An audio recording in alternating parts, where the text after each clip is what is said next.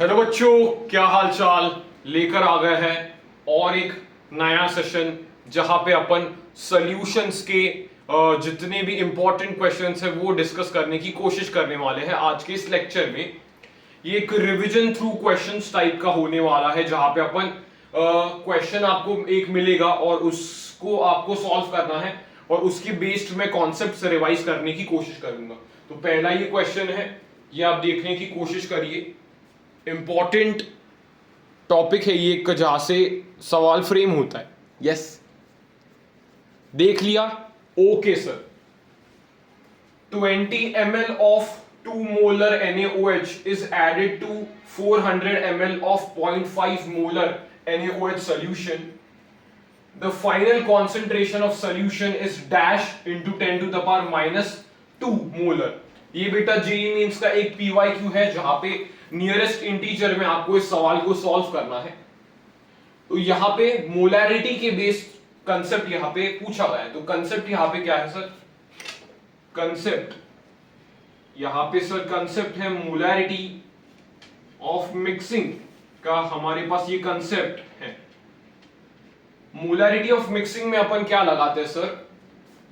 Molarity of the mixture is equal to m1 v1 plus m2 v2 divided by v1 plus v2। ये हम लगाते हैं बेटा अगर मुझे मिक्सचर का मोलैरिटी चाहिए। तो अपन क्या लगाते हैं sir? m1 v1 plus m2 v2 divided by v1 plus v2। Sir molarity की डेफिनेशन क्या है बेटा? मोलैरिटी की डेफिनेशन होती है molarity is equals to moles, number of moles of solute upon volume of solution in litre. ये बेटा molarity की हमारी पास डेफिनेशन है कि molarity is equals to number of moles of solute upon volume of solution in litre. यहां पे concept जो मिक्सिंग का होता है उसमें क्या होता है सर? नंबर ऑफ मोल्स अपने पास ऐड होते हैं, that is n1 plus n2 is equal to n total mixture का। वैसे मोल्स यहां पे ऐड होते हैं। तो मोल्स में कैसे लिख सकता हूं sir? Number of moles is equal to molarity into volume of solution in litre. ये भी बहुत इंपॉर्टेंट फॉर्मूला है, इस पे भी सवाल डायरेक्ट बन सकता है। Number of moles is equals to molarity into volume in litre, या फिर मैं ऐसे कह सकता हूं millimoles is equal to molarity into volume in ml। ये भी इंपॉर्टेंट रिलेशन आपको याद रखना चाहिए। यस सर, यहां पे मुझे ml में दिया गया है सर, ml में दिया गया है तो यहां पे मुझे मोलैरिटी चाहिए। तो यहां पे लीटर में कन्वर्ट करके आप पुट कर सकते हो, नहीं तो सीधा ml में आपने पुट किया तो यहां पे ये मिलीमोल्स में आंसर आएगा, ये मिलीमोल्स में आंसर आएगा और ये टोटल वॉल्यूम है। तो डायमेंशनली ये सही होगा क्योंकि वॉल्यूम ml में मैं पुट करूंगा ऊपर तो नीचे भी मुझे ml में पुट करना पड़ेगा। डायमेंशनल सेटिस्फाई होगा, मोलैरिटी की डायमेंशन आएगी। ऐसे समझ सकते हैं। तो यहाँ पे मोलैरिटी है, यहाँ पे मोलैरिटी है और ये वॉल्यूम की डायमेंशन है, ये वॉल्यूम है। तो नीचे भी अगर मैंने वॉल्यूम ml में ही रखा तो नीचे भी मैं ml में रखूंगा तो वॉल्यूम कट होके मोलैरिटी अपने को देखने को मिलेगी। हाँ सर, तो यहाँ पे सीधा मैं पुट कर सकता हूँ। क्या आएगा सर? ये 20 into 2 plus 400 into 0.5 divided by 420। तो ये कितना आएगा सर? 40 200। ये आएगा सर 240 अपॉन 420। तो ये कितना आएगा सर? 24 बाय 42। 24 बाय 42 मतलब ये 4 बाय 7 आएगा 6 की टेबल से। 4 बाय 7, हाँ 4 बाय 7 आएगा तो 7 फाइजा कितना? 35 50। हाँ ठीक है, तो ये आएगा अप्रोक्सीमेटली 0.57 मोलैरिटी अपने को इस सॉल्यूशन की देखने को मिलेगी 0.57। लेकिन अपने को 10 टू द पावर -2 में पूछा है तो अपन इसको 57 लिख देंगे। तो पहले सवाल का सर नियरेस्ट इंटीजर में आपके पास 57 आंसर आ रहा है। यहां पे मैंने कॉन्सेप्ट ऑफ मिक्सिंग को रिवाइज किया है जिससे जेईई मेंस में सवाल पूछ सकता है। और यहां पे मोलैरिटी का फॉर्मूला भी मैंने रिवाइज किया sir. Molarity is equals to number of moles upon volume of solution in litre. Number of moles कैसे निकाल सकते हैं, molarity into volume in litre. Millimoles कैसे निकाल सकते हैं, molarity into volume in ML. Molarity कैसी प्रॉपर्टी है सर, मोलैरिटी एक टेम्परेचर डिपेंडेंट प्रॉपर्टी है, टेम्परेचर डिपेंडेंट प्रॉपर्टी। आपको एक कॉन्सेप्ट बताता हूं मैं, एस स्टार आप डाल सकते हो सीधा, कि जिस भी फिजिकल क्वांटिटी में, या इस केस में तो अपन कॉन्सेंट्रेशन टर्म्स की बात कर रहे हैं, जिस भी कॉन्सेंट्रेशन टर्म में वॉल्यूम आता हो वो कॉन्सेंट्रेशन टर्म टेम्परेचर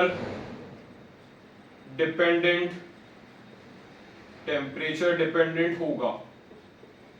इससे आपके सारे दुख दर्द मिट जाएगी, क्योंकि जेई ने 2 बार इस पे सवाल पूछा है। ये जेई मेंस के लिए इंपॉर्टेंट टॉपिक है। यहां पे देखिए सर, एस स्टार मैंने क्या लिखा है, जिसी भी कॉन्सेंट्रेशन टर्म में वॉल्यूम आता हो वो कॉन्सेंट्रेशन टर्म टेम्परेचर डिपेंडेंट होगा। जिस कॉन्सेंट्रेशन टर्म में वॉल्यूम का रोल है वो टेम्परेचर डिपेंडेंट होगा। क्यों? क्योंकि टेम्परेचर जैसे मैं चेंज करता हूं वैसे वॉल्यूम चेंज होगा। यहां पे आप ये भी लिख सकते हो sir, generally temperature is directly proportional to volume. मतलब जितना मैंने टेम्परेचर बढ़ा है उतना ही वॉल्यूम बढ़ेगा। यस, तो ये आप पॉइंट्स ऐड कर सकते हो। यहां पे और एक पीवाईक्यू आता है, सॉरी, डाइल्यूशन के ऊपर। यस, मिक्सिंग का तो सर हमने डिस्कस कर लिया, मिक्सिंग का कॉन्सेप्ट। यहां पे डाइल्यूशन का कॉन्सेप्ट क्या है, मोलैरिटी का कॉन्सेंट्रेशन टर्म में एक ही सवाल से फिनिश करने की कोशिश कर रहा हूं। डाइल्यूशन का कॉन्सेप्ट क्या है सर, यहां पे सपोज मेरे पास ये एक सॉल्यूशन है जिसकी मोलैरिटी m1 है और वॉल्यूम v1 है। यस, अगर मैं इसमें डाइल्यूशन करता हूं, यानी इसमें मैं पानी डालता हूं तो क्या होगा सर, डाइल्यूशन होगा। तो कुछ यहां पे इसकी मोलैरिटी और वॉल्यूम में चेंज आएगा, लेकिन जितने यहां पे मोल्स ऑफ सॉल्यूट थे उतने ही यहां पर मोल्स ऑफ सॉल्यूट रहेंगे। क्यों? क्योंकि सर सॉल्यूट है, सॉल्यूट पानी डालने पे फ्लक्चुएट नहीं करेगा। यस, तो यहां पे नंबर ऑफ मोल्स कांस्टेंट रहेंगे, इसलिए मैं ये लिख सकता हूं m1 v1 is equal to m2 v2। तो अगर आपको m2 की वैल्यू पूछी है तो m2 is equal to m1 v1 बटे v2।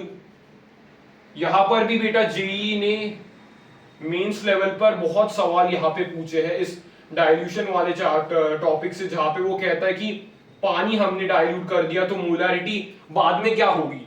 ये डाइल्यूशन पे इंपॉर्टेंट सवाल बनता है। तो एक ही इस क्वेश्चन से मैंने आपको बहुत सी चीजें रिलेट करवा दिए हैं जहां से सवाल बन सकता है। बिल्कुल सर, क्या बताया मैंने, मिक्सिंग का कॉन्सेप्ट बताया, molarity of mixture m1 v1 plus m2 v2 divided by v1 plus v2। ml में था, डायमेंशनली अपन खेल सकते हैं फिजिक्स से। हाँ, मोलैरिटी का बेसिक फॉर्मूला क्या है sir, number of moles upon volume of solution in litre. Moles कैसे निकाल सकते हैं sir, molarity into volume in litre. Millimoles कैसे निकाल सकते हैं, molarity into volume in ml। Molarity temperature dependent quantity, क्योंकि बेटा उसमें वॉल्यूम आ रहा है। मैंने कहा एस स्टार पॉइंट, जिसी भी कॉन्सेंट्रेशन टर्म में वॉल्यूम का टर्म आता है वो कॉन्सेंट्रेशन टर्म टेम्परेचर डिपेंडेंट होगा। जनरली टेम्परेचर बढ़ने से वॉल्यूम बढ़ेगा। डाइल्यूशन का मैंने इंपॉर्टेंट केस मार्क किया। डाइल्यूशन में मैंने क्या बोला सर, ये एक सॉल्यूशन था पहले, उसमें मैंने पानी ऐड किया, पानी ऐड करने के बाद m2v2 हो गया। तो m2 का अगर उसने m2 का पूछा तो अपन कैसे निकालेंगे। तो जो मोल्स ऑफ सॉल्यूट थे वो यहां पर भी उतने थे और यहां पर भी उतने थे, तो मोल्स ऑफ सॉल्यूट को मैं इक्वेट कर सकता हूं। सर आपने सीधा ये इक्वेशन कैसे लिखी, m1 v1 is equal to m2 v2, यहां से, क्योंकि moles is equal to molarity into volume, या फिर millimoles is equal to molarity into volume in ml। दोनों से मैं यहां से लिख सकता हूं यहां पे, और m2 की वैल्यू मेरे पास ये आएगी, that is m1 v1 upon v2। हो गया बेटा, ये सवाल को एक बार देख लीजिए।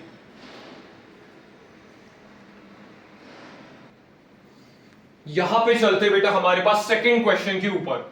अ solution is expressed in 16% wait by wait. and 20% weight by volume, find density of solution। मैं इसको सर रेट करूंगा, this is one of the best questions, star JEE mains expected सवाल है मेरी तरफ से, मैंने इसको मार्क किया है। सर ये तो बहुत ही लल्लू सा सवाल नजर आ रहा है, बिकॉज वन लाइन का ये सवाल आपने लिखा है, इसमें क्या एक्सपेक्टेड जैसी चीज है? ध्यान से सुनना बेटा, ध्यान से सुनना बहुत। इसको अपन एक एक चीज स्टेप वाइज डिकोड करने की कोशिश करेंगे, एकदम बेसिक से जाएंगे। 16 एक ही सोल्यूशन है, उसको अपन ने 16% वेट बाय वेट से लिखा है और 20% वेट बाय वॉल्यूम से लिखा है, और अपन को पूछा है डेंसिटी ऑफ सोल्यूशन कितना होगा। सिंपल, यहां पे कुछ लाइंस आपको मालूम होनी चाहिए कॉन्सेंट्रेशन टर्म्स की, जो अपन डिस्कस करेंगे। ये क्या है बेटा, वेट बाय वॉल्यूम का क्या मतलब है? सर वेट बाय वॉल्यूम है, वेट बाय वॉल्यूम का हमारे पास फॉर्मूला होता है, that is, sorry, wait by wait का हमारे पास फॉर्मूला होता है weight of solute upon weight of solution into 100। Sir ये तो फॉर्मूला हमें याद है, ये पहला फॉर्मूला है आपके पास। वेट बाय वॉल्यूम का क्या formula sir? Wait by volume percent का फॉर्मूला है weight of solute into divided by volume of, divide by volume of solution into 100। हाँ सर, ये दो फॉर्मूलाज हमें पहले से ही पता है। अगर बेटा यहां पे मुझे दिया है 16% वेट बाय वेट, तो उसका मतलब क्या है? सर 16% वेट बाय वेट का मतलब क्या है? 16% वेट बाय वेट सॉल्यूशन का मतलब क्या है, ये ध्यान से देखना। 16 gram of solute is present in 100 gram of solution. ये आप लिख सकते हो क्या? बहुत इंपॉर्टेंट लाइन है ये, कि 16% वेट बाय वेट का मतलब है 16 gram of solute is present in 100 gram of solution. हाँ सर, क्या मैं ये लिख सकता हूं 20% के लिए? 20% वेट बाय वॉल्यूम का क्या मतलब है? Sir that is 20 gram of solute is present in 100 ml of solution। ये लिख सकता हूं क्या बेटा मैं? 20% वेट बाय वॉल्यूम क्या है? 20 gram of solute is present in 100 ml of solution. हाँ सर, ये दो लाइंस पे लिख सकता हूं, इंपॉर्टेंट है। यस, अभी मुझे उसने पूछा डेंसिटी ऑफ सोल्यूशन, तो डेंसिटी का एक सिंपल फॉर्मूला क्या है sir? Density is equal to, density of solution उसने पूछा, density of solution is equal to weight of solution upon volume of solution. ये फॉर्मूला होता है भाई बेटा डेंसिटी का, that is weight of solution upon volume of solution. तो यहां से मैं कैसे इनको रिलेट कर सकता हूं? यहां से मैं कैसे इनको रिलेट कर सकता हूं? ध्यान से देखना बेटा, wait of solution, wait of solution अगर मुझे रिलेट करना हो तो क्या मैं ऐसे लिख सकता हूं? वेट ऑफ सॉल्यूशन और वॉल्यूम ऑफ सॉल्यूशन को मुझे रिलेट करना हो तो क्या मैं ऐसे लिख सकता हूं कि 20 ग्राम ऑफ सोल्यूट जो अपने पास था, 20 ग्राम ऑफ सोल्यूट वो किस में था सर? अपने पास 100 ml में था, 100 ml में था, 100 ml ऑफ सोल्यूशन में था, और हमारे पास 16 gram of solute, 16 gram of solute हमारे पास 100 ग्राम ऑफ सोल्यूशन में था। हाँ सर, तो यहां पे मैं कैसे लिख सकता हूं सर इसको? ये ऊपर जा सकता है, ये ऊपर जा सकता है, तो यहां पे हाँ हाँ 100 ये कट हो जाएगा। यस सर, तो यहाँ पे 20 gram of solute upon 16 gram of solute into volume of solution, और ये ऊपर चला गया मतलब ये वेट ऑफ सॉल्यूशन, ऐसा कुछ। तो यहां से मुझे क्या देखने को मिल रहा है सर, ये डेंसिटी है, ये हमारे पास क्या है सर, डेंसिटी है, ये डेंसिटी है, और ये जो वैल्यू है वो अगर मैं कैलकुलेट करता हूं दैट इज 20/16, अगर मैं ये कैलकुलेट करता हूं तो मुझे डेंसिटी मिल जाएगी। 20/16 अगर मैं कैलकुलेट करता हूं तो मुझे डेंसिटी मिल जाएगी। यहां पे आप दूसरे वे में भी इसको समझ सकते हो कि अगर मैं 20% वेट बाय वॉल्यूम को डिवाइड करता हूं 16% वेट बाय वेट से, तो आपको डेंसिटी मिल सकती है। सीधा यहां पे ट्रिक भी होती है एक, कि अगर मैं वेट बाय वॉल्यूम को वेट बाय वेट से डिवाइड करता हूं तो सीधा मुझे डेंसिटी ऑफ सॉल्यूशन मिलेगा, क्योंकि वहां से सॉल्व करके अपने पास क्या आएगा, वहां से सॉल्व करके अपने पास क्या आएगा सर, कि density of weight of solution और वॉल्यूम ऑफ सॉल्यूशन से वो रिलेट होके आएगा। यहाँ पे मल्टीप्लिकेशन में आ रहा है लेकिन ये सच में तो इक्वल्स टू में है, क्योंकि ये रिलेट करके आ रहा है। यहाँ पे ओवरऑल वैल्यू क्या है भाई, परसेंटेज देखोगे तो ये तो इक्वल टू 1 है, ये तो इक्वल टू 1 है क्योंकि परसेंटेज है ना यार, ये दोनों परसेंटेज है तो दोनों परसेंटेज इक्वल टू 1 आएगा। यस, तो ये आ गया wait of solution upon volume of solution और दोनों परसेंटेज, तो इसका आंसर क्या आएगा सर, 20/16 दैट इज 5/4, तो इसका आंसर होगा 1.25 ग्राम पर ml। ये आपके पास डेंसिटी का आंसर आएगा। यहां पे मैंने इस टर्म्स में लिखा है सर मल्टीप्लिकेशन में, लेकिन सच में तो वो इक्वल टू 1 आएगा क्योंकि परसेंटेज का अपन रेशियो ले रहे हैं, तो वो इक्वल टू 1 आएगा। और अगर मैं इसको उस साइड भेजूंगा तो ये कितना आएगा, 20/16 is equal to weight of solution upon volume of solution, और वो डेंसिटी के बराबर आएगा। यस, वो डेंसिटी के बराबर आएगा। तो यहां पे ये पूरी जो मैंने कंसेप्ट यूज करने की कोशिश की है उसके लिए शॉर्ट आप ट्रिक लिख सकते हो S स्टार। यहां पे क्या है sir, wait by volume, wait by volume percent को डिवाइड कर दिया अपन ने वेट बाय वेट परसेंट से, तो आपको उसकी डेंसिटी मिल जाएगी। ये एक इंपॉर्टेंट S स्टार है जो आप रिमेंबर कर सकते हो अगर ऐसे टाइप का सवाल आएगा कि wait by volume percent upon weight by weight percent आपको डेंसिटी ऑफ सॉल्यूशन दे देगा। एक्सप्लेन मैंने करने की कोशिश की है भाई डेंसिटी ऑफ सॉल्यूशन, और इसको लिख करके अपन रिलेट कर सकते हैं डायमेंशनली भी ये सही आएगा। यस, क्लियर है? देख लो बेटा यहां पे एक बार, देख लो यहां पे हाँ, उसको इक्वेट अपने को करना है। यस, डिवीजन से ये जो ऐसे आया है इनटू में वो आपको इक्वल 1 से किया तो वो इक्वल मिलेगा, इक्वल आपको मिलेगा।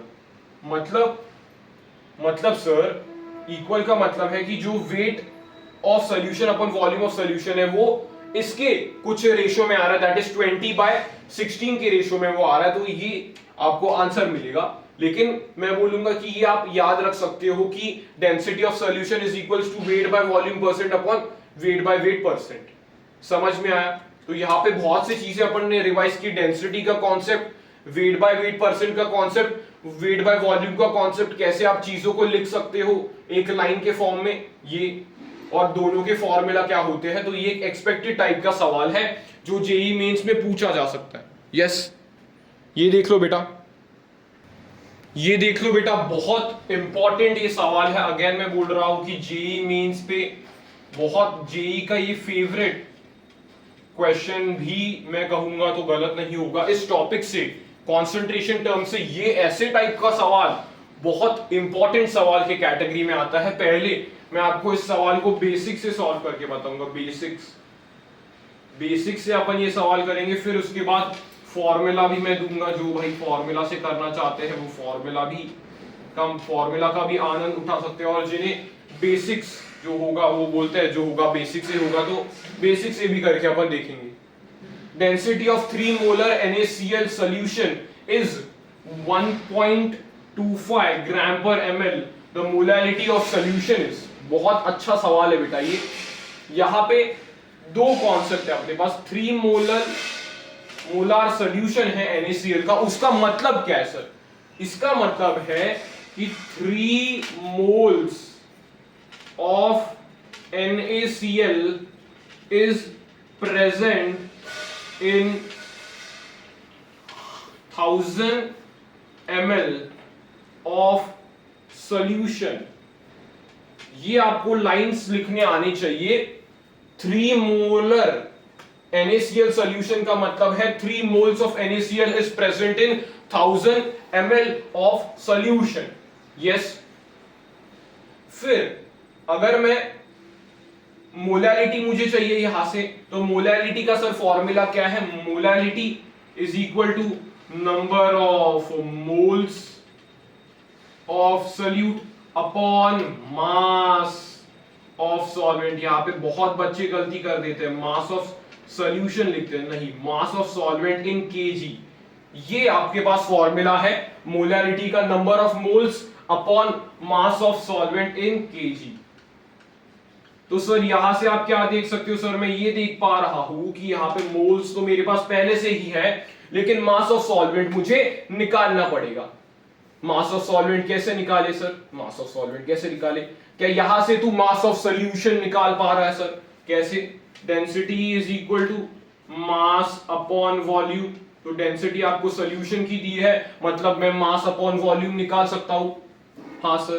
तो यहां पे डेंसिटी क्या है sir? 100 ml, sorry 1000 ml, 1000 ml solution है, तो यहां पे डेंसिटी कितनी है sir? 1.25 is equal to mass is equal to volume कितना है? 1000 ml। सॉल्यूशन का वॉल्यूम कितना है भाई सर? 1000 ml है, तो यहां पे मास कितना आ जाएगा सर? मास कुछ आ जाएगा हमारे पास 1250 ग्राम। तो ये आपको मास मिलेगा किसका? सॉल्यूशन का। किसका सर? ये मास है सॉल्यूशन का। बच्चे क्या कर देते हैं सर? यहां पे सीधा पुट करेंगे, नहीं, अपने को सॉल्वेंट का मास चाहिए। तो सॉल्वेंट का मास मैं कैसे निकाल सकता हूं सर? मुझे सॉल्यूट का मास पता होना चाहिए, मतलब मेरा और एक फॉर्मूला यूज होगा, that is moles is equal to mass बटे मोलर मास। ये और एक फॉर्मूला मेरा यूज होगा। सर यहाँ पे मोल्स मुझे NaCl के दिए हैं 3, मास मुझे चाहिए, मोलर मास क्या है NaCl का? सर ये होता है 58.5। अगर मैं कैलकुलेट करूंगा तो x की वैल्यू कितनी आएगी? 15, 1 कैरी दैट इज 25 to 1, ये आएगी अपने पास, दैट इज 175.5 ग्राम्स। आपको ये देखने को मिलेगा। ये क्या आया सर? मास ऑफ सॉल्यूट आया। ये क्या आया सर? मास ऑफ सॉल्यूट आया। मास ऑफ सॉल्यूट आया। क्या आया sir? Mass of solute. Solute का मास मिला। तो सॉल्यूशन का, सॉल्वेंट का मास मैं कैसे निकाल सकता हूं सर? सॉल्यूशन का मास माइनस सॉल्यूट का मास, सॉल्वेंट का मास होगा।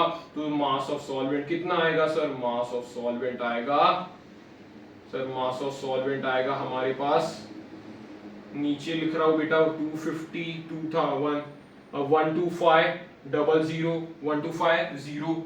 माइनस ये, तो ये करके आपके पास मास आ जाएगा यहां पे। यहां से आपको मास मिलेगा, और वो मास आपको ग्राम में मिलेगा, तो आपको केजी में कन्वर्ट करना पड़ेगा और यहां पे पुट करना पड़ेगा। मास आपको ग्राम में मिलेगा। हाँ सर, मास आपको ग्राम में मिला, तो उसको आप केजी में कन्वर्ट करके पुट करोगे, तो आपको मोलैरिटी की वैल्यू मिल जाएगी। मोलैरिटी की वैल्यू मिल जाएगी। ये आंसर आपको नीचे कमेंट करना है कि सर कैलकुलेशन करके हमारी आंसर क्या आ रहा है। इस क्वेश्चन के आगे लिखिए सर ये क्वेश्चन है और इसका आंसर ये होगा। मैंने कंसेप्ट बता दिया सर। बेसिक से कैसे जाएंगे? बेसिक से ऐसे जाएंगे सर, मुझे मोलैरिटी दी थी और मोलैरिटी चाहिए और डेंसिटी भी गिवन है। तो बेसिक से अपन कैसे गए सर? 3m का मतलब क्या है? 3 moles of NaCl is present in 1000 ml of solution, क्योंकि मैंने बताया था molarity is defined for 1 litre. हाँ sir. Density of solution is equals to mass of solution बटा volume of solution. Volume of solution मुझे मालूम है, मास ऑफ सोल्यूशन मिल गया। ये फॉर्मूला मैंने रिलेट किया, मोल्स कॉन्सेप्ट का ये फॉर्मूला मैंने रिलेट किया। Moles is equals to mass बटे मोलर मास। तो मुझे मास किसका मिला सर? सोल्यूट का मिला। अगर मुझे मास सॉल्वेंट का चाहिए तो मास of solution minus mass of solute करूंगा, उससे मास ऑफ सॉल्वेंट आएगा ग्राम में। उसको अगर मैं केजी में कन्वर्ट करके पुट कर दूंगा तो मेरे पास ये आंसर आ जाएगा जो आपको कमेंट करना है। सर मोलैरिटी कितनी आ रही है आप सभी की, वो आपको कमेंट करके मुझे बताना है। ठीक है, ठीक है सर। बेसिक से भी कर लिया। अभी भाई फॉर्मूला मेथड क्या है? फॉर्मूला में सीधा आपको आंसर मिलेगा, फॉर्मूला पुट कर और आंसर पा, ये कंसेप्ट आपका है। तो small m is equal to 1000 into molarity upon 1000 into density minus molarity into molar mass of solute. B अपन सोल्यूट के लिए रिप्रेजेंट करते हैं और ये मोलर मास है। तो ये फॉर्मूला है आपका सीधा। मोलैरिटी आप कैसे निकाल सकते हो sir? 1000 into molarity upon 1000 into density minus molarity into molar mass of solute. ये क्या है sir? Molar mass of solute. यहाँ पे क्या था ये सर? NaCl। आपको होमवर्क दे रहा हूं मैं, इस मेथड से भी सारे बच्चे करेंगे और इस मेथड से भी सारे बच्चे करेंगे। दोनों के केस में आंसर एग्जैक्टली सेम आएगा। तो ये जेई मेंस का एक फेवरेट टॉपिक है जो इंटर रिलेशन पे सवाल पूछता है, जहां पे बेसिक भी सोच सकता है तू। अगर तुझे ये लाइंस लिखने आती है तो बेसिक भी सीधा सॉल्व होगा। लेकिन जिन बच्चे को इसको झमेले में नहीं पड़ना सर, बेसिक्स गए भाड़ में, अपन सीधा फॉर्मूला लगाएंगे और मिनिमम टाइम में आपको आंसर मिल जाएगा। तो ये फॉर्मूला भी आप लगा सकते हो। तो देख लो बेटा इस सवाल को, बहुत चीजें मैं रिवाइज करवा रहा हूं। अब तक अपन ने, ये आपका तीसरा सवाल है, लेकिन 30 मिनट का टाइम चला गया क्योंकि मैंने हर एक क्वेश्चन में 10-10 मिनट लेके उस क्वेश्चन से रिलेटेड सारे कॉन्सेप्ट बताए। इसलिए तो मैं बोल रहा हूं ना, रिविजन थ्रू कॉन्सेप्ट, मतलब सॉरी, क्वेश्चंस के थ्रू रिवीजन कर रहे हैं। मतलब एक ये सवाल तो बहुत इजी है, लेकिन इसके बेसिक्स क्या कंसेप्ट यूज हुए वो अपने को देखना इंपॉर्टेंट है। Okay sir, okay sir. देख लो बेटा ये सवाल, ये इस सवाल के ऊपर बेटा बढ़ते हैं अपन। ये भी मैं कहूंगा अगेन जेई मींस के लिए एक्सपेक्टेड सवाल है। ऐसे टाइप के कंसंट्रेशन टर्म से सवाल पूछे जाते हैं। Molarity of an aqueous solution of urea इस इतनी दी गई है, ठीक है sir. Mole fraction of urea in the solution आपको पूछा है। तो यहां पे अगेन बेसिक से करेंगे और फॉर्मूला मेथड से करेंगे। जिन्हें बेसिक से करना है वो बेसिक्स देखिए, जो फॉर्मूला करना चाहते हैं वो फॉर्मूला समझेंगे। लेकिन जो बेसिक्स मैं बताऊंगा वो बहुत ज्यादा इंपॉर्टेंटली यूज होंगे आपके पास। ये बेसिक्स बहुत ज्यादा इंपॉर्टेंट यूज होगा। मोलैरिटी का मतलब सर क्या है? 4.4 मोलल अगर यूरिया का सॉल्यूशन है तो इसका मीनिंग क्या है हमारे पास? तो इसका मीनिंग क्या है बेटा? 4.4 moles of urea is present in 1000 gram of, कैसा सॉल्यूशन है? एक्वस सॉल्यूशन है तो 1000 ग्राम ऑफ वाटर। ये इसका सर मीनिंग है। सिंपल मीनिंग ये हो गया कि 4.4 moles of urea is present in 1000 gram of water. हाँ सर। अगर मुझे मोल फ्रैक्शन निकालना है यूरिया का, तो मोल फ्रैक्शन ऑफ यूरिया का फॉर्मूला क्या है सर? मोल फ्रैक्शन का फॉर्मूला होता है moles of urea upon total moles, मतलब यूरिया के मोल्स प्लस वाटर के मोल्स। तो यहां से तुम नहीं निकाल पाओगे क्या बेसिक से? नहीं निकाल पाओगे क्या बेसिक से? सर निकाल लेंगे, ये तो गिवन है मेरे पास, ये है 4.4। टोटल मोल्स में वाटर के मोल्स ढूंढने पड़ेंगे सर। वाटर के मोल्स कैसे निकाल सकता हूं? Mass is equal to mass upon molar mass is equal to moles. ये सिंपल फॉर्मूला है, mass upon molar mass is equals to mole. Mass क्या है अपने पास? 1000 ग्राम है, 1000 ग्राम है अपॉन 18, तो यहां से मोल्स कितना आ जाएगा सर? 55.5 आ जाएगा। यस, इतने मोल्स आ जाएंगे। अभी नहीं कर पाओगे सॉल्व सर? कर लेंगे, बिल्कुल कर लेंगे। क्या आएगा sir? Chi of urea is equal to 4.44 upon 4.44 plus 55.5। Calculation तो मेरी तुम्हारे से भी बहुत अच्छी है, इसलिए इसका भी आप आंसर नीचे कमेंट करोगे। इसका भी आप आंसर नीचे कमेंट करोगे sir. Mole fraction of urea और डैश लगा दोगे, मुझे समझ में आ जाएगा। आपको ये कॉन्सेप्ट समझ में आ गया, इसलिए ये आप आंसर सॉल्व कर सकते हो। यस, ठीक है।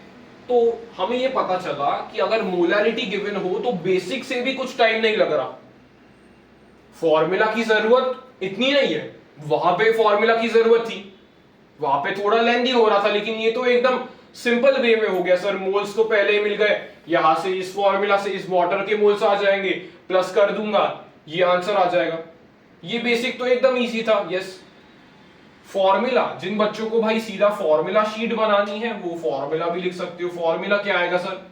यहां पे फॉर्मूला होता है मोलैरिटी इज इक्वल टू काय बी अपॉन काय ए इंटू 1000 बटे मोलर मास ऑफ सॉल्यूट। यहां पे B का मतलब क्या है सर? B का मतलब जब भी मैं लिखता हूं B या फिर 2 जब भी आपको लिखा हुआ मिलेगा, B या फिर जब भी आपको 2 लिखा हुआ मिलेगा तो वो हमेशा सॉल्यूट की बात करता है, और आपको A या फिर 1 लिखा हुआ मिलेगा तो वो हमेशा सॉल्वेंट की बात करता है। ये दिमाग में आपके फिट होना चाहिए कि B या फिर 2 जब भी लिखा हुआ होता है तो वो सॉल्यूट की बात करता है, A या फिर 1 जब भी लिखा होता है तो वो सॉल्वेंट की बात करता है। तो यहां पे ये क्या होगा sir? Molarity is equals to mole fraction of solute upon mole fraction of solvent into 1000 upon molar mass. ये क्या है sir? Molar mass of solvent. तो ये आप पुट करोगे सारे वैल्यूज, सीधा आपका यही आंसर मैच करेगा। तो आपका फिर से एक होमवर्क है कि भाई बेसिक से भी एक 2 पेजेस में आप डिवाइड करोगे सर। बेसिक से अपन ने किया, उसका आंसर ये आया, फिर फॉर्मूला मेथड अपन ने किया, उसका भी आंसर यही आया। तो दोनों पैरेलली आपका रिवाइज होते जाएगा सर। बेसिक कॉन्सेप्ट भी मेरे दिमाग में फिट है कि ये लाइंस लिखना इंपॉर्टेंट है, यहां से लाइंस लिखना इंपॉर्टेंट है और फिर रिलेट करना इंपॉर्टेंट है। बस बेसिक से भी हो जाएगा काम। फॉर्मूला, जिन बच्चों को भाई थोड़ा सीधा टाइम बचाना है वो फॉर्मूला यूज कर लेंगे। यस, देख लो बेटा इस सवाल को, एकदम इजी सवाल था, ऐसे टाइप के भर भर के जेईई ने सवाल पूछे हैं। देखिए बेटा ये सवाल जेईई एडवांस 2014 में सवाल पूछा है। आई होप अगर आपने कंसंट्रेशन टर्म्स का टॉपिक अच्छे से पढ़ा होगा, या फिर जितने भी अपन ने 4 सवाल किए उससे आपको थोड़ा रिवीजन मिला होगा, तो आप पॉज करके इस एडवांस के सवाल को फोड़ने की कोशिश करिए। इस एडवांस के सवाल को फोड़ने की कोशिश कीजिए। कंसंट्रेशन टर्म्स का वन ऑफ द अच्छा सवाल है, लैंग्वेज बेस्ड भी है sir. Upon dilution is dissolve, नहीं डिसॉल्व सही था, dissolve is dissolved, dissolve is dissolved. ये देखिए बेटा, अ कंपाउंड ऑफ H2X, एक ऐसा कंपाउंड दिया है H2X का जिसका मॉलिक्यूलर वेट आपको दिया है 80। सर इसका मॉलिक्यूलर वेट दिया है 80, उसको डिसॉल्व किया है एक सॉल्वेंट में, और उस सॉल्वेंट की डेंसिटी हमारे पास ये दी गई है। ठीक है सर, ये गिवन डाटा है। Assuming no change in volume upon dilution, volume का कोई चेंज नहीं हुआ डाइल्यूशन पे, the molality of 3.2 molar solution is 3.2 molar solution की मोलैलिटी कितनी होगी, ये हमारे पास सवाल है। तो ठीक है भाई, अपन क्या करेंगे सर, H2X का अपने को क्या दिया है सर, मोलार वेट दिया है, वो लिख देंगे सर। MB दिया है, कितना दिया है सर, 80 ग्राम दिया है। अपने को सॉल्वेंट की डेंसिटी दी है सर, सॉल्वेंट की डेंसिटी कितनी है, सॉल्वेंट की डेंसिटी हमारे पास 0.4 ग्राम पर ml है। हमारे पास उस सॉल्यूशन की मोलारिटी दी है, मोलारिटी कितनी है सर, उस सॉल्यूशन की मोलारिटी हमारे पास है 3.2 मोलर। तो यहां पे बेसिक्स ही काम आएंगे, यहां पे फॉर्मूला जो रट के चला जाएगा वो थोड़ा धरा जाएगा बीच में, बेसिक से करेंगे सर। मोलारिटी का मतलब क्या है सर, यहां पे 3.2 मोल्स ऑफ क्या है, of H2X is dissolved in 1000 ml of solution। हाँ सर, ये स्टेटमेंट आप लिख सकते हो, सारे बच्चे ये स्टेटमेंट लिख पाएंगे अब तक। हाँ sir, 3.2 moles of H2X is dissolved in 1000 ml of solution। यहां से क्या होगा सर, यहां से क्या पता चलेगा, मोलारिटी के हमारे पास डेफिनेशन क्या है सर, मोलारिटी की आपने डेफिनेशन तो बताई थी, that is molarity is equal to हमारे पास number of moles of solute upon mass of solvent, mass of solvent, mass of solvent. Molarity में इसने बोला, मोलारिटी में इसने क्या बोला, मोलालिटी में इसने क्या बोला कि number of moles upon mass of solvent. तो सर नंबर ऑफ मोल्स आपको मिल गए, कैसे, मोलारिटी के फॉर्मूला से आपको नंबर ऑफ मोल्स मिल गए। अभी अपने को चाहिए sir mass of solvent. Number of moles तो अपने को मिल गए, यहां से मोलारिटी से मिल गए सर, 3.2 है नंबर ऑफ मोल्स, मैंने कहा हाँ 3.2 है नंबर ऑफ मोल्स। आगे क्या बोला सर, उसने बोला कि मास ऑफ सॉल्वेंट कैसे आप निकाल सकते हो, मास ऑफ सॉल्वेंट कैसे निकाल सकते हो। तो मुझे डेंसिटी दी है सॉल्वेंट की, that is 0.4 is equal to mass of solvent upon volume of solvent, mass of solvent upon volume of solvent, ऐसा होता है sir formula, mass of solvent upon volume of solvent. हाँ सर, यहां पे हमें volume of solution मालूम है, हमें वॉल्यूम ऑफ सॉल्यूशन मालूम है, लेकिन वॉल्यूम ऑफ सॉल्वेंट नहीं मालूम। फिर से इस सवाल को पढ़ेंगे, a compound H2X with a molar weight this is dissolved in a solvent इतना, yes, assuming no change in volume, जितना पहले वॉल्यूम था उतना ही अभी वॉल्यूम है, तो ये H2X वॉल्यूम में कंट्रीब्यूट नहीं करेगा, H2X वॉल्यूम में कंट्रीब्यूट नहीं करेगा, मतलब जो सॉल्यूशन का वॉल्यूम है वही सॉल्वेंट का वॉल्यूम होगा। यहां पे ये कैच है, इसलिए बच्चे गलत करके आए थे। यहां पे कैच क्या है, assuming no change in volume, dissolution के बाद जो जब भी मैंने डिसोल्यूशन मतलब जब भी मैंने H2H डाला तो यहां पे कोई चेंज नहीं आया वॉल्यूम में, मतलब जितना सॉल्वेंट का वॉल्यूम था उतना ही सॉल्यूशन का वॉल्यूम है। ये कैच पकड़ना इंपॉर्टेंट है।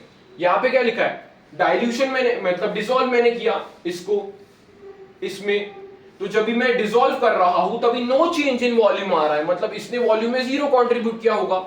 हाँ सर, मतलब जितना वॉल्यूम सॉल्यूट का मतलब जितना वॉल्यूम सॉल्वेंट का था उतना ही वॉल्यूम सॉल्यूशन का होगा। मतलब यहां पे कैच क्या है sir, what is the S star, the catch यहां पे कंसेप्ट में क्या कैच है स्टार वाला, जो कैच वो है कि यहां पे ये लिखा है assuming no change in volume upon dissolution, मतलब वॉल्यूम ऑफ सॉल्वेंट बराबर वॉल्यूम ऑफ सॉल्यूशन होगा, बराबर वॉल्यूम ऑफ सॉल्यूशन होगा। और ये अगर आपने निकाल दिया तो ये सवाल हो गया सर, ये सवाल हो गया। ये इंपॉर्टेंट कैच था कि volume of solvent is equal to volume of solution होगा, क्योंकि उसने लिखा है कि यहाँ पे कोई चेंज नहीं हुआ। अभी आप पुट कर सकते हो आंसर, मास आपके पास आएगा सॉल्वेंट का, मास कितना आएगा यहाँ से 1000 मैंने पुट किया तो ये आपको 400 ग्राम मिलेगा, 400 ग्राम को अपन केजी में कन्वर्ट करेंगे और यहाँ पे आप पुट कर दोगे इसको, कितना पुट करोगे सर, मोल्स अपने पास 3.2 है, केजी में कन्वर्ट करना है तो यहाँ पे ग्राम में दिया गया है और केजी में अपन 1000 से मल्टीप्लाई कर देंगे, 2 जीरो कट हो गया, यहाँ पे ये 8, ये 0.8 आया, 0.8 और ये आंसर 8 आएगा, तो 8 मोलल आपके पास आंसर होगा। ये वन ऑफ द अच्छा सवाल है जो जेई मेंस भी उठा सकता है, क्योंकि यहाँ पे लैंग्वेज है, यहाँ पे लैंग्वेज है, सवाल में लैंग्वेज बहुत इंपॉर्टेंट है। ये सवाल एक बार देख लीजिए, मैं फिर से एक्सप्लेन करूंगा, ये सवाल एक बार देख लीजिए, अच्छे लेवल के क्वेश्चंस में डिस्कस कर रहा हूं इसलिए टाइम जा रहा है। जो बच्चा बोलेगा सर आपने क्वेश्चंस में इतने टाइम ले लिया, नहीं, लेवल का क्वेश्चन मैंने हाई रखा इसलिए मल्टी कॉन्सेप्ट यहाँ पे समझ में आ रहा है ना सर। यस, यहाँ पे मुझे ये लाइन लिखने आ रही है क्या, ये लाइन लिखना सबसे इंपॉर्टेंट है। जब भी बेसिक से अपन सवाल करेंगे तब भी लाइन लिखना इंपॉर्टेंट है। तो लाइन से मुझे मोल्स मिल गए, लेकिन यहाँ पे 100 ml सॉल्यूशन का था, तो यहाँ पे डेंसिटी किसकी दी है सर, डेंसिटी सॉल्वेंट की दी है, डेंसिटी सॉल्वेंट की दी गई है और मुझे मास ऑफ सॉल्वेंट चाहिए केजी में, तो मुझे डेंसिटी से रिलेशन करना पड़ेगा। तो वॉल्यूम ऑफ सॉल्वेंट में क्या लूं सर, वॉल्यूम ऑफ सॉल्वेंट आपके पास वॉल्यूम ऑफ सॉल्यूशन के बराबर आएगा, क्योंकि जब मैं इसको डिसॉल्व कर रहा हूं तभी कोई चेंज नहीं आ रहा है वॉल्यूम में, मतलब ये वॉल्यूम में कुछ कंट्रीब्यूशन नहीं कर रहा होगा। तो जितना वॉल्यूम यहां पे आपने लिया था 1000 ml, उतना ही सॉल्वेंट का आप ले लीजिए और मास आप ये निकाल लीजिए, दैट इज 400 आएगा इससे सॉल्व करके, और फिर आप 400 ग्राम में है तो इसको केजी के कन्वर्ट करने के लिए 1000 से मल्टीप्लाई कर दीजिए नियरेस्ट इंटीजर में। एडवांस ने नियरेस्ट इंटीजर में पूछा था तो आपके पास ये 8 आंसर आएगा, 8 मोलल। कैसा था सवाल, और जिन बच्चों ने इस सवाल को बिना सॉल्यूशन देखे क्रैक किया है वो कमेंट में लिख दीजिए सर एडवांस 4 दिया। इस सवाल में एडवांस को अपन ने 4 दिया है, लेकिन बहुत से बच्चे सीख गए होंगे इस सवाल का अटेम्प्शन कैसे करना है। देख लीजिए बेटा इस सवाल को, ये देख लो बेटा अगला सवाल, कंसंट्रेशन टर्म्स पे अपन ने बहुत से अच्छे क्वेश्चंस किए, जितना मुझे लगे अच्छे क्वेश्चंस अपन ने डिस्कस किए, लेकिन आपके एंड से आप और अच्छे सवाल को सॉल्व कर सकते हो। यस, यहां पे नेक्स्ट टॉपिक अपने पास राउल्ट्स लॉ से एक सवाल है, ये भी भाई इजी सवाल होते हैं और जेई मेंस इस पे बहुत सवाल पूछता है। जेई मेंस के लिए इंपॉर्टेंट सवाल है, मैंने लेके आया हूं, ये जेई मेंस का ही पीवाईक्यू है, ध्यान से देखिए। A solution is made by mixing 1 mole of volatile liquid A, 1 mole volatile liquid A को मिक्स किया है और 3 मोल वॉलेटाइल लिक्विड बी को मिक्स किया है। हाँ sir, the vapour pressure of pure A अपने पास दिया है, ठीक है सर, ओके, एंड सॉल्यूशन का भी टोटल प्रेशर दिया है, ओके सर। अपने को क्या पूछ रहा है sir, vapour pressure of pure B कितना होगा और हमें बताइए कि लीस्ट वॉलेटाइल कंपोनेंट कौन सा है। तो यहां पे 2 सवाल उसने पूछे कि वेपर प्रेशर हमें प्योर बी का बताइए और लीस्ट वॉलेटाइल कंपोनेंट कौन सा होगा। तो कंसेप्ट यहां पे हमारे पास आता है सर, कंसेप्ट हम देखने वाले हैं राउल्ट्स लॉ का। यहां पे ही पूरा राउल्ट्स लॉ का पोस्टमार्टम अपन करने की कोशिश करेंगे। राउल्ट्स लॉ क्या कहता है सर, राउल्ट्स लॉ ये कहता है कि एक मैंने सॉल्यूशन लिया है तो the volatile component of the solution is directly proportional to its cut कर दो सब ये जो मैंने अभी बोला, ध्यान से एक चीज सुनना। राउल्ट्स लॉ क्या कहता है, the vapour pressure of each volatile component is directly proportional to its mole fraction. क्या बोला सर आपने, the vapor pressure of each volatile component is directly proportional to its mole fraction in the solution. Yes, तो यहां पे मैं ये लिख सकता हूं, अगर अपन फॉर्मूला बनाते हैं तो Pa is equal to P naught A का A. Yes sir, क्योंकि Pa is directly proportional to का A। अगर Pb की मैं बात करता हूं तो Pb is equal to P naught B chi B. मैंने बोला था जब भी मैं ए यूज करूंगा तभी मैं सॉल्वेंट की बात करूंगा, जब भी मैं बी यूज करूंगा तभी मैं सॉल्यूट की बात करूंगा। यहां से पी टोटल में क्या निकाल सकता हूं sir? P total is simple P A plus P B. हाँ सर, ये आपको 3 फॉर्मूलाज मिलते हैं, बहुत सिंपल फॉर्मूलाज है सर, ये तो हमें याद है। P A is equal to P naught A chi B chi A, और P B is equal to P naught B chi B, and P total is equal to P A plus P B. Yes sir. अब इस सवाल में कैसा approach लगेगा? यहां पे उसने मुझे पी नॉट ए की वैल्यू दी गई है, कितनी है सर? ये 200 है, 200 है, ठीक है सर, 200 mm है। उसने मुझे मोल फ्रैक्शन दिया है क्या सर? उसने मोल फ्रैक्शन जैसी बात की है, हम कंसंट्रेशन टर्म्स में पढ़ के आए हैं सर। मोल फ्रैक्शंस ऑफ ए कैसे निकालेंगे सर? उसके मोल्स अपॉन टोटल मोल्स, 1/4 हो गया सर, खत्म। अगर काय भी निकालना है तो उसके मोल्स अपॉन टोटल मोल्स, 3/4, ये भी फिनिश। इसलिए कंसंट्रेशन टर्म्स इस चैप्टर में इतना इंपॉर्टेंट है क्योंकि सब जगह पे वो रिलेट हो रहा है। यस, तो यहां पे पीए में निकाल सकता हूं क्या सर? पीए का फॉर्मूला था पी नॉट ए काय ए, आप निकाल सकते हो, सिंपल पुट कर दीजिए वैल्यू 200 इंटू 1/4, आंसर आ गया 50। आंसर आ गया 50। आंसर आ गया क्या बेटा? 50। पीए का आंसर आ गया 50। अभी वो उसने मुझे टोटल भी दिया है। हाँ सर, तो उसने मुझे पी टोटल भी दिया सर। पी टोटल होता है पीए प्लस पीबी। आपको पीबी निकालना है, मैंने कहा हाँ पीबी निकालना है, तो पीए से माइनस कर दे पी टोटल को, तो ये कितना आएगा सर? 450 आएगा। 450 आएगा पीबी। उसने मुझे क्या ये पूछा है? बच्चे ये टिक करके आ गए थे सर हम पीबी निकाल के आए हैं, लेकिन उसने मुझे पूछा है प्योर बी का, मतलब उसने मुझे पी नॉट बी पूछा है, तो पीबी बराबर P naught B chi B. क्या काय बी की मुझे जरूरत पड़ी? जरूरत पड़ी सर। यहाँ पे 3/4 है तो यहाँ पे वैल्यू पुट करेगा, तो 450 इंटू ऊपर 4 जाएगा डिवाइडेड बाय 3, तो आपके पास ये कितना आएगा सर? सॉल्व करेगा तो 15 15 4 60, 600, तो ये आपके पास आएगा 600 mm। 600 mm आपके पास, 600 mm ऑफ Hg आपके पास आंसर आ गया। दैट इज, इसका आंसर क्या है सर? 600 mm ऑफ Hg, ये इसका आंसर आया है सर। आगे का सवाल भी देखिए आप। Least volatile component of solution कौन सा है सर? लीस्ट वॉलेटाइल कौन सा है? लीस्ट वॉलेटाइल मतलब जिसकी भाप कम बन रही है सर, ए। क्यों? क्योंकि भाई प्योर ए का प्रेशर कितना है? 200 है, इसका 600 है, ये 600, मतलब ये 3 गुना ज्यादा वेपर कंट्रीब्यूट कर रहा है। ये 50 कर रहा था, ये 450 कर रहा है। हाँ सर, ये भी देख सकते हैं हम। सॉल्यूशन में इसका कंट्रीब्यूशन ज्यादा है बी का, और इसका कंट्रीब्यूशन कम है, मतलब इसका वॉलेटिलिटी कम होगी, ये कंट्रीब्यूशन भी कम कर रहा है। और मैंने ये भी बोला कि भाई उसका प्योर वेपर प्रेशर 200 है, प्योर 200 है, और इसका प्योर अपने पास आया 600, तो जाहिर सी बात है ये ज्यादा है, ये ज्यादा वॉलेटाइल है, तो लीस्ट वॉलेटाइल कंपोनेंट कौन सा आएगा सर? ए आएगा।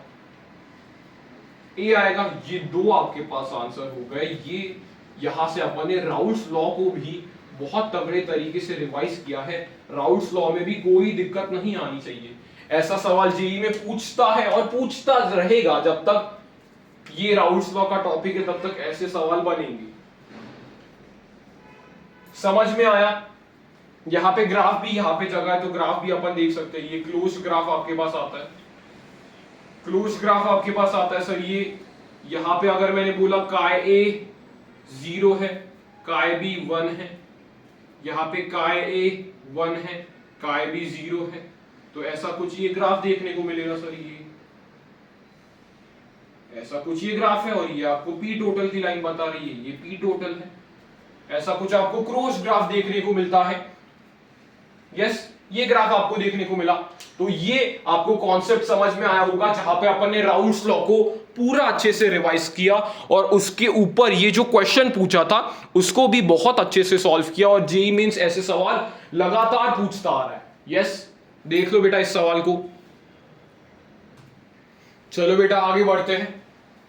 If total vapor pressure of liquid mixture of A and B is given by equation, ये अपने पास टोटल वेपर प्रेशर की इक्वेशन दी गई है जी सर।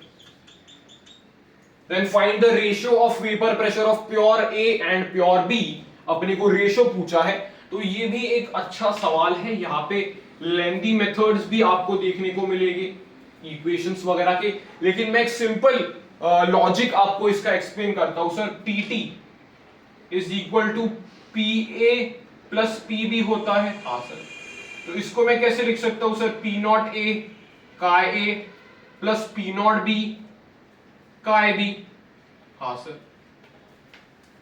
अगर मैं ये कहता हूं ये P टोटल के बराबर आएगा, अगर मैं ये कहता हूं कि इसको मैं उस टर्म में लिखता हूं P0A का A plus P0B bracket 1 minus chi A, ऐसे लिख सकता हूं मैं।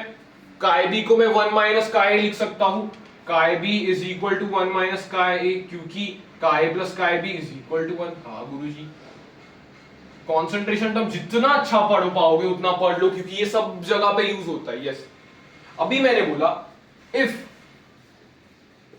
काय A इज 1, तो क्या होगा sir, PT is equal to P0A और ये 0। यस, ये एग्जैक्ट P0 A के बराबर आ रहा है। अगर मैंने काय पुट किया है, देख 1 0 0 1, प्रूव हो गया भाई सर, वाओ, एक्सट्रीम हैप्पीनेस मिल गई। ये प्रूव हो गया कि अगर मैं काय A को 1 रखता हूं तो सीधा जो P टोटल की एक्सप्रेशन है उसमें मुझे P0A मिलेगा। हाँ सर, पुट करके देख सर, यहाँ पे P टोटल और एक इसका फील भी है, कि अगर सिर्फ एक ही कंपोनेंट पाया जा रहा है तो जितना टोटल प्रेशर होगा उतना इस कंपोनेंट का होगा, मतलब उसको 1 पुट कर दे। हाँ सर, तो इसको 1 पुट किया तो कितना आएगा सर, P0, ये 1 पुट किया प्लस 90, मतलब P टोटल अभी किस में चेंज हो गया सर, P0A में चेंज हो गया। तो P0A की वैल्यू कितनी आ गई, 270। फील आया, ये मेथड किस को अच्छी लग रही है भाई, फील आया। 1 पुट कर दिया मैंने सीधा, मुझे P0A मिल गया, क्योंकि यहां पे मैंने ये एक्सप्रेशन डिराइव किया।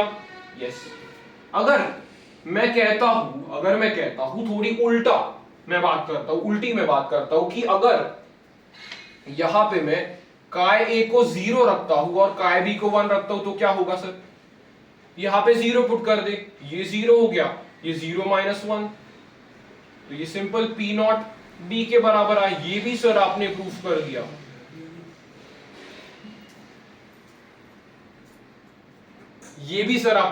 दिया, yes.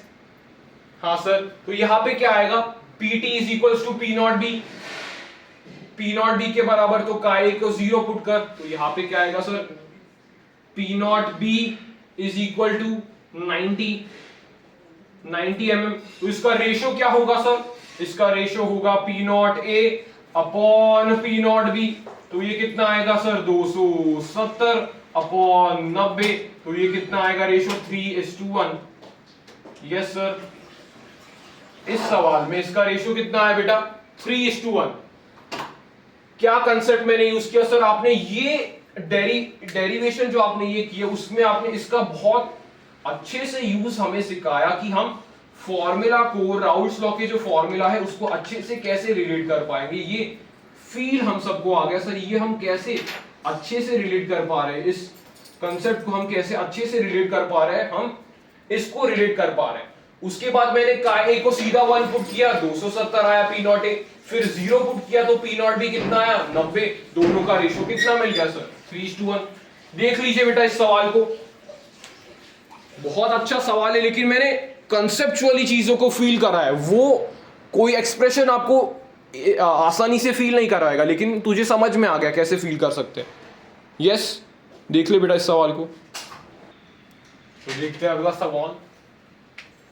When a non-volatile solute is added to a solvent, the vapor pressure of solvent decreases by 10 mm of Hg। जब एक non-volatile solute को हमने solvent में ऐड किया तभी solvent का pressure decrease हुआ 10 mm of Hg से। Yes sir। The mole fraction of solute is 0.2। यहाँ पे mole fraction solute का given है। what would be the mole fraction of solvent if decrease in vapor pressure is 20 mm of Hg?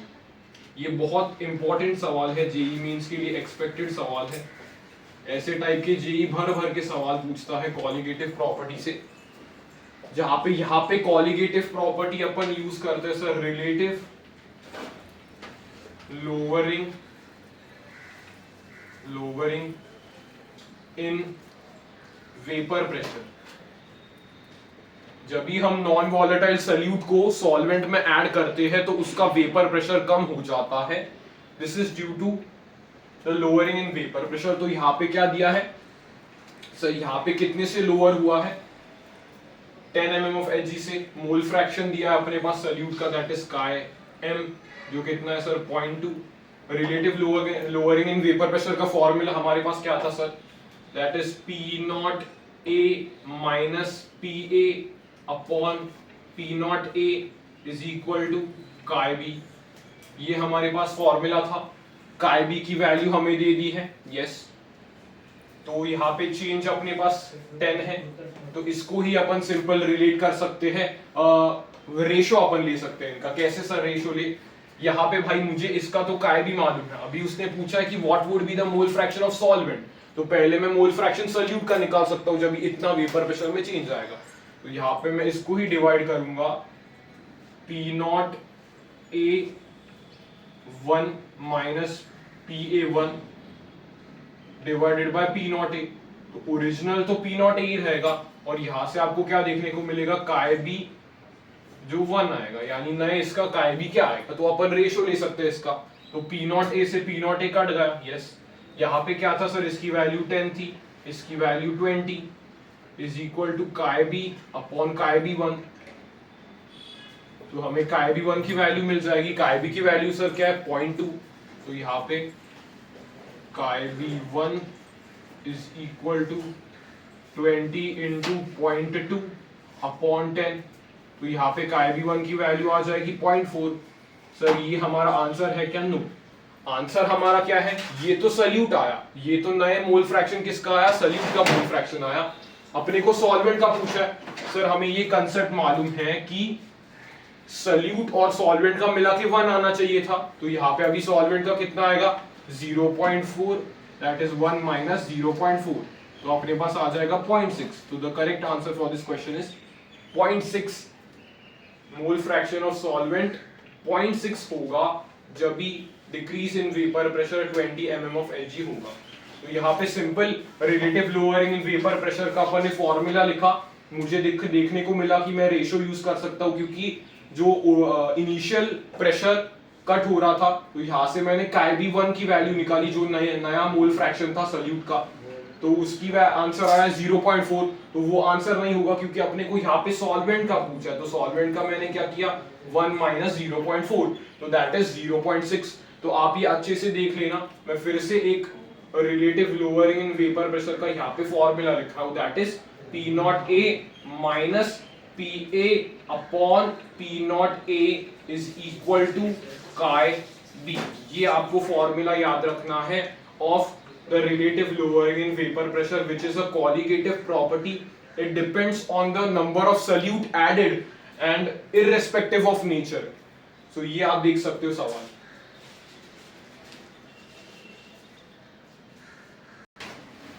चलिए बेटा हम देखते हैं अगला सवाल। 2 moles each of ethylene glycol and glucose are dissolved in 500 gram of water. The boiling point of the resulting solution, यहाँ पे हमें Kb of water given हो दिया है, that is 0.52। जनरली मैं बोलूंगा कि ये आपको वैल्यू याद होनी चाहिए, यस। यहाँ पे कौन सा कॉन्सेप्ट यूज हुआ है सर, यहाँ पे सेकंड कॉलिगेटिव प्रॉपर्टी का कॉन्सेप्ट यूज हुआ है, that is elevation in boiling point. Elevation in boiling point इसका मतलब क्या है, इसका मतलब क्या है सर, जब भी हम नॉन वॉलेटाइल सॉल्यूट डालते हैं तभी बॉइलिंग पॉइंट बढ़ जाता है क्योंकि वेपर प्रेशर कम होता है। यहाँ पे एक और पॉइंट आप लिख सकते हो कि vapour pressure is inversely proportional to boiling point. जैसे ही हम नॉन वॉलेटाइल सॉल्यूट डालते हैं तो वेपर प्रेशर कम होगा, वेपर प्रेशर कम होने से बॉइलिंग पॉइंट इंक्रीज होगा, इसलिए हमने लिखा एलिवेशन इन बॉइलिंग पॉइंट। इसका सिंपल फॉर्मूला सर हमारे पास होता है delta TB is equal to K B into M. M क्या है यहाँ पे, again the concentration term that is molality. यहाँ पे उसने मिक्स करने का काम किया, सिंपल। वैन ऑफ फैक्टर का कोई कॉन्सेप्ट नहीं लगेगा क्योंकि इथिलीन, ग्लाइकोल और glucose are non electrolyte. Yes sir, तो यहाँ पे 2 मोल्स ईच है, मतलब मोल्स को मैं सिंपल ऐड कर सकता हूँ क्योंकि moles is an extensive property, moles can be added. तो यहाँ पे मोलैलिटी मैं पहले निकाल देता हूँ साइड में, molality is equals to number of moles upon mass of solvent, mass of solvent in KGs. यहाँ पे केजी का टर्म बहुत इंपॉर्टेंट है, ग्राम में वैल्यू दी है तो आपको केजीज में लिखना पड़ेगा। कितना आएगा सर यहाँ पे 4/500 इंटू 1000, क्योंकि मुझे केजी में कन्वर्ट करना है। हाँ सर, यहाँ पे ये कितना आएगा 2 ज़ा 8, यहाँ पे 8 आ गई आपकी मोलैलिटी। हाँ सर 8 आ गई, यस 5 2 ज़ा 8 आ गई, 8 मोलर। यस आगे भाई ये देखिए केबी की वैल्यू दी गई है और ये 8 आ गई है, तो ये कितना आएगा 16 + 141 41, ठीक है। ये आ गया अपने पास 4.16। यस, तो हमें पूछा है boiling point of the resulting solution. Boiling point of the resulting solution, तो वो क्या होता है, बॉइलिंग पॉइंट डेल्टा टीबी कैसा आता है sir, boiling TB boiling point of solution minus initial boiling point that is TB naught. तो initial boiling point water का कितना होता है सर, केल्विन में बात करता हूं तो ये होता है कुछ 373.15, तो ये 4.16 प्लस 373.15 एग्जैक्ट में बात करूंगा तो यहाँ पे कितना आएगा सर, ये 1113.773, इतना आपका आंसर आएगा सर केल्विन में, दैट इज 377.31 केल्विन आपको देखने को मिलेगा। यहाँ पे कौन सा फॉर्मूला यूज हुआ है सर, फॉर्मूला मैं साइड में लिख देता हूं, that is delta TB is equal to KB into molality. ये फॉर्मूला बहुत बार पूछा जाता है सीधा, इस पे न्यूमेरिकल्स भर भर के जेई मेंस ने पूछे हैं, इसलिए ये फॉर्मूला आपको आना चाहिए। यस सर, यहाँ पे डेल्टा टीबी क्या है sir, delta TB is equals to TB of solution minus TB naught, that is the initial solvent का, वो हमारे पास डेल्टा टीबी होता है। तो वहां से वो सॉल्यूशन का पूछ सकता है जैसे अपन ने निकाला। यहाँ पे फिर से वही कॉन्सेप्ट, मोलैलिटी का number of moles upon mass of solvent in KG, बहुत इंपॉर्टेंट फॉर्मूला है। यहाँ पे मोलैलिटी का टर्म आता है। देख लो बेटा ये वाला सवाल। तो बेटा देखते हैं अगला सवाल। C6H6 freezes at 5.5 degree Celsius, ठीक है भाई, ये इनिशियली इस पे फ्रीज करता है। C6H6 क्या है हमारे पास, benzene. The temperature at which solution of 10 gram of C4H10, C4H10 क्या है सर, ये तो एल्केन का फॉर्मूला है, दैट इज CnH2n + 2, तो ये ब्यूटेन है। in 200 gram of C6H6 freeze is the temperature at which solution of 10 gram of C4H10 in 200 of, अच्छा ठीक है,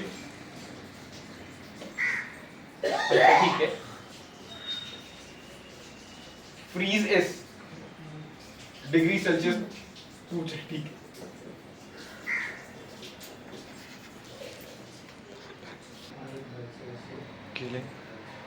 तो भाई अपने को ये फ्रीजिंग पॉइंट निकालना है, तो यहाँ पे कंसेप्ट कौन सा यूज हुआ सर, कॉन्सेप्ट जो यूज हुआ है that is depression in freezing point, depression in freezing point.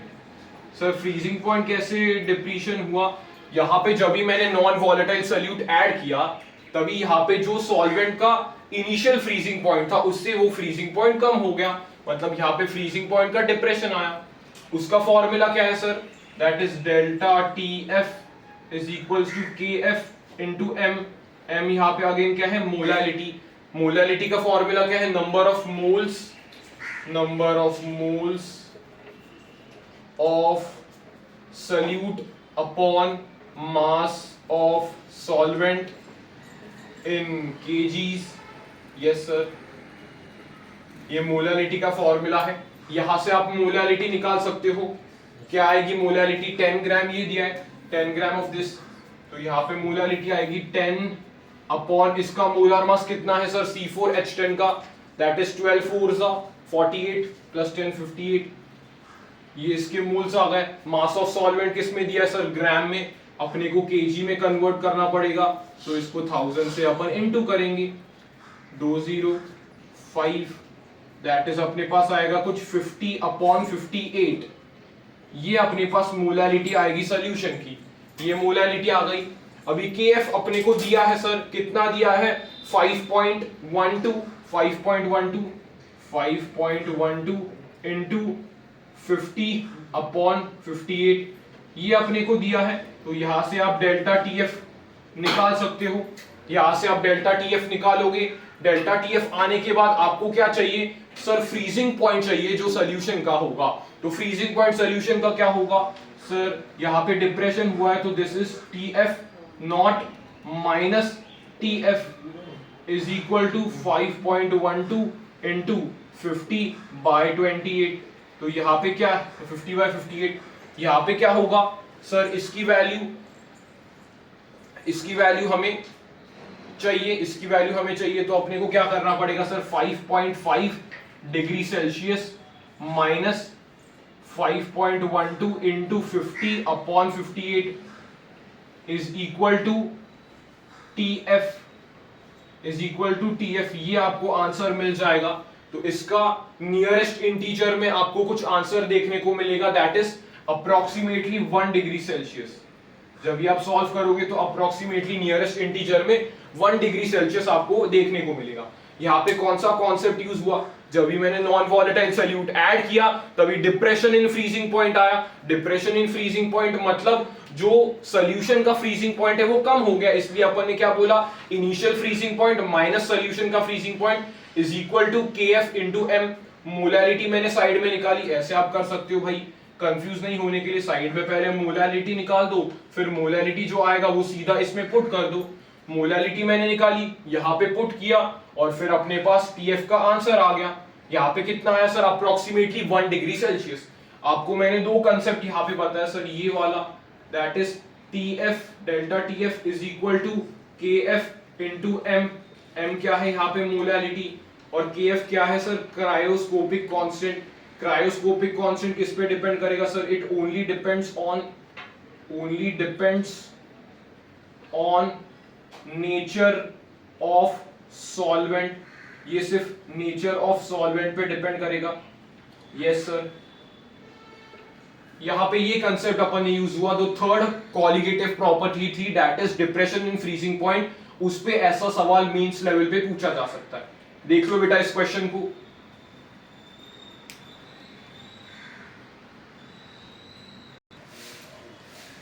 चलिए बेटा ये सवाल देखते हैं।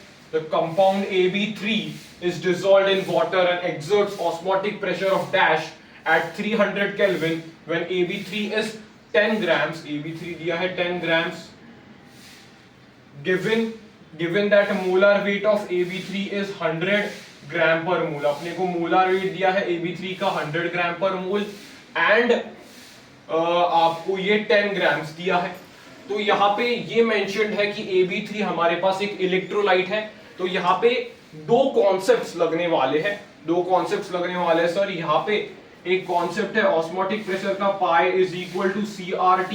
ये फॉर्मूला आप सबको याद होगा, pi is equal to CRT। यहाँ पे C क्या है सर? कॉन्सेंट्रेशन है। कॉन्सेंट्रेशन मतलब इसको मैं मोलैरिटी भी कह सकता हूं। Concentration is equals to number of moles upon volume of solution. ठीक है, यहां पे सॉल्यूशन का वॉल्यूम 100 मान लो भाई, मेंशन नहीं है तो यहाँ पे खुद का मैंने सवाल माना है, इसलिए कोई भी रैंडम वैल्यू आ सकती है। इसका 1 लीटर मान लो। भाई मिल रहा नहीं था सवाल तो भाई अपन बना लेंगे, जो कॉन्सेप्ट सिखाना है वो तो सिखा सकते हैं सर। यस ठीक है, 1 लीटर मान लो सर का हाइपोथेटिकल सवाल बना रहे हैं। 1 लीटर मान लिया मैंने, pi is equals to CRT, concentration मतलब molarity, that is number of moles upon volume of solution in litre. ये इंपॉर्टेंट है, अगेन कॉन्सेंट्रेशन टर्म्स यहाँ पे लिंक हो रहे हैं, वो बहुत इंपॉर्टेंट है। यहाँ पे आपको एक कैच करना है सर, ये एक इलेक्ट्रोलाइट है AB3, तो AB3 कैसे डिसोसिएट करेगा सर, AB3 कैसे डिसोसिएट करेगा सर, ये ऐसे डिसोसिएट करेगा 3A plus minus B3 minus, ऐसे कुछ ये डिसोसिएट करेगा 3A प्लस B3 माइनस। तो यहां पे कितने पार्टिकल्स आ जाएंगे सर, n की वैल्यू 4 हो जाएगी, n की वैल्यू 4 हो जाएगी, पार्टिकल्स 4 आ गए, तो आपको वेंट ऑफ फैक्टर से मल्टीप्लाई करना पड़ेगा। मतलब ये जो फॉर्मूला था pi is equals to CRT, वो नॉन इलेक्ट्रोलाइट के लिए अपन लगा पा रहे थे, लेकिन वेंट ऑफ फैक्टर का यहाँ पे कॉन्सेप्ट यूज हुआ है, तो अपने को ये फॉर्मूला लगाना पड़ेगा, pi is equals to i into CRT. यहाँ पे आई क्या है सर, आई हमारे पास है went Hoff factor. Went Hoff factor हम डिसोसिएशन के केस में कैसे निकालेंगे, ये स्ट्रॉन्ग इलेक्ट्रोलाइट है, हाँ सर स्ट्रॉन्ग इलेक्ट्रोलाइट है।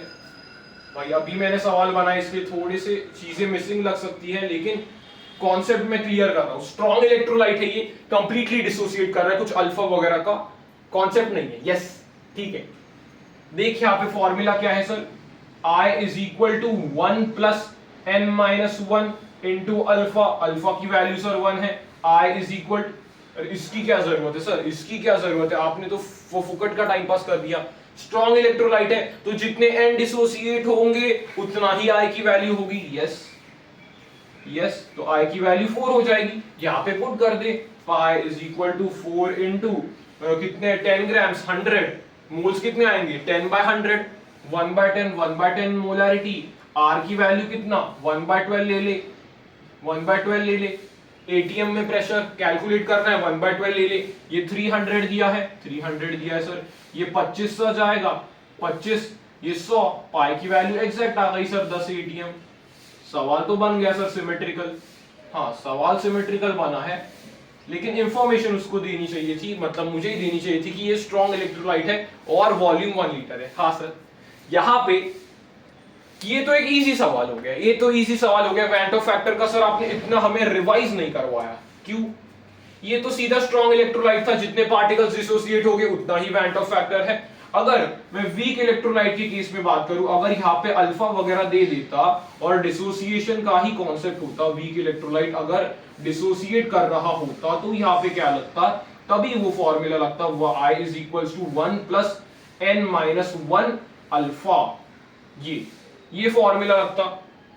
यस, अगर वीक इलेक्ट्रोलाइट डिसोसिएट करता तो, अगर वीक इलेक्ट्रोलाइट एसोसिएट करता तो कौन सा फॉर्मूला है सर, वीक इलेक्ट्रोलाइट जब भी एसोसिएट करेगा तभी कौन सा फॉर्मूला सर,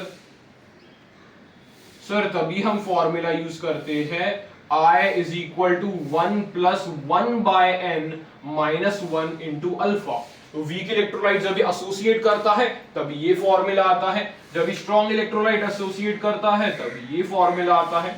ठीक है, ये फॉर्मूला यहाँ पे सिर्फ फॉर्मूला का ही आपको कैच है। जब भी स्ट्रॉन्ग इलेक्ट्रोलाइट की मैं बात करता हूं तो यहाँ पे क्या आता है sir, strong electrolyte is equals to I is equal to 1 आता है जब भी वो डिसोसिएट करता है तभी, जब भी डिसोसिएट करता है तभी, जब भी स्ट्रॉन्ग इलेक्ट्रोलाइट एसोसिएट करता है तो I is equal to 1/n आता है, जब भी वो एसोसिएट करता है तभी। यस, तो ये भी फॉर्मूलाज आपको याद रखने हैं वेंट ऑफ फैक्टर से रिलेटेड, दैट इज जब भी स्ट्रॉन्ग इलेक्ट्रोलाइट डिसोसिएट कर रहा है तभी I की वैल्यू n के बराबर, जब भी स्ट्रॉन्ग इलेक्ट्रोलाइट एसोसिएट कर रहा है तभी 1/n के बराबर, जब भी वीक इलेक्ट्रोलाइट डिसोसिएट कर रहा है तभी ये वीक इलेक्ट्रोलाइट एसोसिएट कर रहा है तभी। ये चार फॉर्मूलाज आपको याद रखने हैं। ये आपके पास क्वालिटेटिव प्रॉपर्टी रहती है जनरल केस में, लेकिन वेंट ऑफ फैक्टर इंट्रोड्यूस हो गया तो I से मल्टीप्लाई करना पड़ेगा। वैसे ही सारे क्वालिटेटिव प्रॉपर्टी पे सेम वो इस लेवल का सवाल बना सकता है, जहां पे I दे देगा तो आपको सिंपल I इंटू जो ओरिजिनल क्वालिटेटिव प्रॉपर्टी थी वो आ जाएगा। यस, I को अपन ऐसे भी आपको सवाल में मिलेगा, I is equal to normal molar mass upon abnormal molar mass. इस पे भी बहुत जेई ने सवाल पूछे हैं, normal molar mass upon abnormal molar mass. ये आई को निकालने का और एक तरीका होता है। अगर मोलार मास के टर्म्स में वो देता है तो I is equal to normal molar mass upon abnormal molar mass. Weak electrolytes का तो मैंने यहाँ पे लिख दिया है, दोनों फॉर्मूला, सीधा फॉर्मूला लगाओ, आंसर पाओ। अल्फा को यहाँ पे तुझे पॉइंट्स में पुट करना है, फ्रैक्शन में। यहाँ पे मैंने डिसोसिएशन दे दिया स्ट्रॉन्ग इलेक्ट्रोलाइट के केस में, यहाँ पे वो वाला फॉर्मूला दे दिया। तो यहाँ पे मैंने क्वेश्चन क्रिएट किया था क्योंकि मुझे सवाल तो है इस पे, लेकिन मुझे दो कॉन्सेप्ट बताने थे, एक तो वैन टॉप फैक्टर और एक ऑस्मोटिक प्रेशर। तो इस लेक्चर में मैंने कोशिश की है कि सारे सोल्यूशन के कॉन्सेप्ट्स क्लियर हो पाए थ्रू क्वेश्चंस। यहाँ पे अपन ने मोलारिटी पे क्वेश्चन लिया, मोलालिटी पे क्वेश्चन लिया, wait by wait, wait by volume पे भी क्वेश्चन लिया। फिर उसके बाद एक हेनरीज लॉ का बस आप प्रैक्टिस कर सकते हो। हेनरीज लॉ का एक सिंपल फॉर्मूला पे बहुत सवाल मिल जाएंगे। दैट इज, वो फॉर्मूला क्या है sir? Pressure is equal to KH into chi पे n number of times JEE में सवाल पूछा है एक ही फॉर्मूला से, वो आप देख सकते हो। राउल्ट्स लॉ के अपन ने 2-3 अच्छे सवाल किए। फिर कंसंट्रेशन टर्म्स में मैंने एडवांस का भी एक सवाल किया था, आई थिंक सो 2014 का, वो भी इंपॉर्टेंट सवाल था। यहाँ पे चारों क्वालिटेटिव प्रॉपर्टी पे एक क्वेश्चन और यहाँ पे वैन टॉप फैक्टर का एक क्वेश्चन अपन ने किया।